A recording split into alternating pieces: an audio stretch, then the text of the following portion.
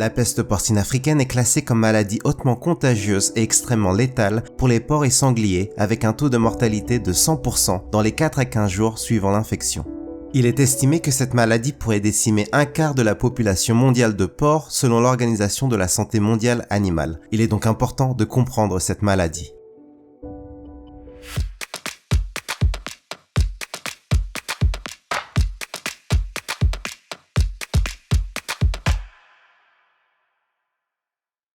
La peste porcine africaine, abrégée PPA, est causée par un virus qui affecte les sangliers et les porcs, mais qui est sans danger pour l'homme. Les signes cliniques de la peste porcine africaine comprennent une forte fièvre, une perte d'appétit et une léthargie. On peut également observer des diarrhées sanglantes, des vomissements et des avortements. La maladie se conclut fatalement par la mort de l'animal. Sur la base des symptômes de la maladie, il est difficile de différencier la peste porcine africaine de la peste porcine classique. Contrairement à cette dernière qui se transmet par aérosol, la PPA se transmet par un contact direct avec un élément infecté. La seule manière de confirmer la maladie est par un test virologique.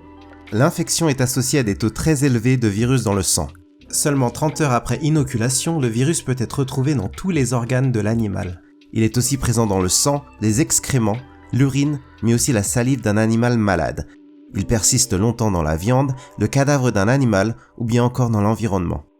La maladie se transmet par contact direct entre animaux et peut se propager de manière indirecte par des équipements et des véhicules de transport ou par des déchets de viande contaminés jetés dans la nature.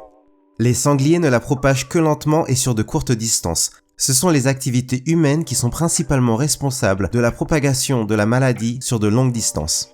Depuis 2007, une souche retrouvée en Géorgie beaucoup plus virulente que celle connue jusqu'alors se répand à travers l'Europe. En seulement quelques années, on la retrouve en Russie et dans les pays baltes, en Europe centrale, en Asie, puis a atteint les pays frontaliers de la Suisse en 2020. Pour éviter l'introduction de l'épizootie en Suisse, l'OSAF suit la propagation de la maladie de près. En effet, l'apparition de la PPA en Suisse aurait des conséquences désastreuses sur les élevages porcins, les populations sauvages de sangliers, mais aussi sur l'économie. Il n'existe malheureusement pas de vaccin ni de traitement contre la maladie. L'apparition du virus dans une exploitation porcine signifierait la mise à mort du cheptel entier. Pour ces raisons, une arrivée en Suisse de la PPA doit être identifiée le plus vite possible pour que des mesures de lutte permettant d'éviter sa propagation sur une large échelle puissent être prises rapidement. Dans cette série de vidéos, nous vous expliquons les mesures mises en place par l'Office fédéral de la sécurité alimentaire et des affaires vétérinaires pour prévenir la maladie, mais aussi l'endiguer si elle apparaît un jour en Suisse. Pour cela, l'OSAF a mis en place un exercice de simulation nationale appelé Nossos 21, qui s'est déroulé en 2 sessions, en septembre et en novembre 2021. L'objectif principal de cet exercice est de mettre à l'épreuve les plans d'urgence nationaux et cantonaux et les stratégies de lutte contre la maladie en cas d'apparition d'un foyer national de peste porcine africaine. Découvrez sur notre site web les 3 autres vidéos explicatives de notre série sur la peste porcine africaine.